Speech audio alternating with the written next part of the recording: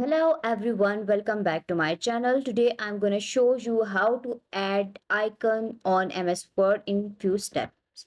So it's very easy to add icons in a script. First step is to go on the insert and then click on the icons. So here we have the list of the icons you can see on your screen. The side of the table we have analytics, arrows, body parts, charts, arts, etc. So you can add any kind of symbol, any kind of icon you want. So I'm using this first icon. So click on that and insert, and click on the insert, so it will insert on your document. So it's very simple to insert icon. So the second icon which I use for the charts, same as go to the insert, click on the icon and select any icon which you want to add in your documents. It's quite simple and it will do in a very few steps. So I hope you will understand. Thank you for watching.